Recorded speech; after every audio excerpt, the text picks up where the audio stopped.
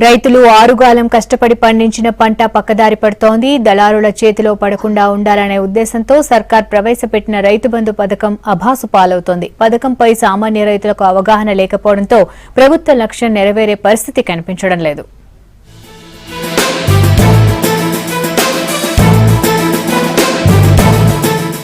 నిజామాబాద్ జిల్లాలో రైతు బంధు పథకం లక్ష్యం నీరుగారిపోతోంది. రైతులు తాము పండించిన ధాన్యాన్ని దళారుల చేతిలో పెడుతూ ఉండటంతో పంటకు గిట్టుబాటు ధర రాక తీవ్రంగా నష్టపోతున్నారు. అయితే ఇంత జరుగుతున్నా వ్యవసాయ శాఖ అధికారులు చూసి చూడనట్లుగా వ్యవహరిస్తున్నారన్న విమర్శలు వినిపిస్తున్నాయి.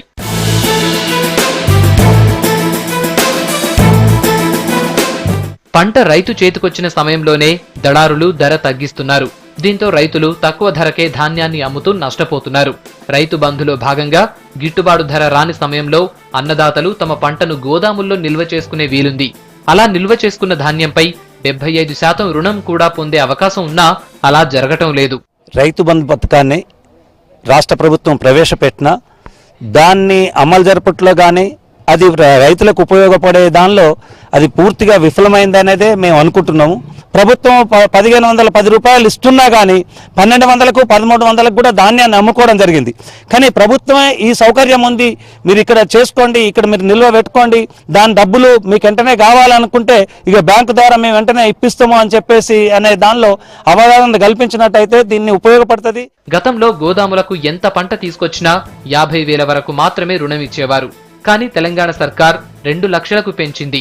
ఇందులో భాగంగా ప్రతి జిల్లాకు కోట్ల రూపాయల నిధులు కేటాయించింది. అయితే దీనిపై రైతుల్లో అవగాహన లేకపోవటం, అవగాహన కల్పించాల్సిన మార్కెటింగ్ శాఖ నిర్లక్ష్యంగా వ్యవహరించడంతో చాలా తక్కువ మంది రైతులు మాత్రమే ఈ పథకాన్ని సద్వినియోగం చేసుకున్నారు.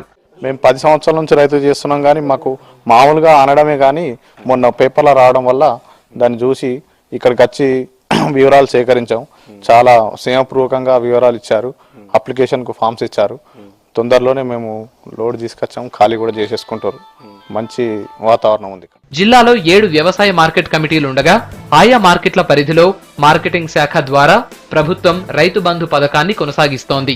రైతుకు అవగాహన లేకపోవటం వల్ల ధాన్యం ధర తగ్గినా చేసేది లేక అదే ధరకు విక్రయించి తీవ్రంగా నష్టపోతున్నామంటున్నారు అన్నదాతలు.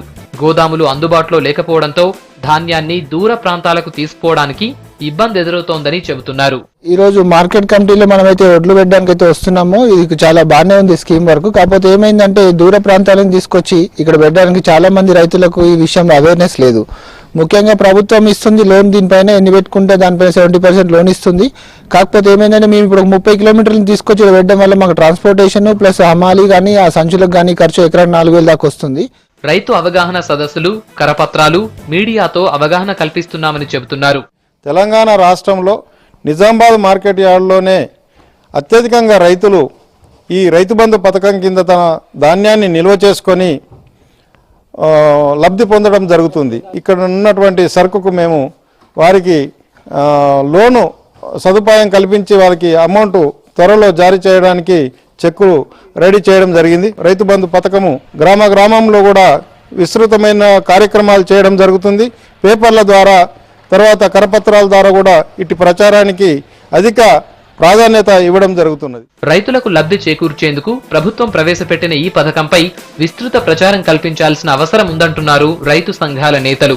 దళారుల్ని నమ్మకుండా ఈ అవకాశాన్ని రైతులు వినియోగించుకోవాలని సూచిస్తున్నారు.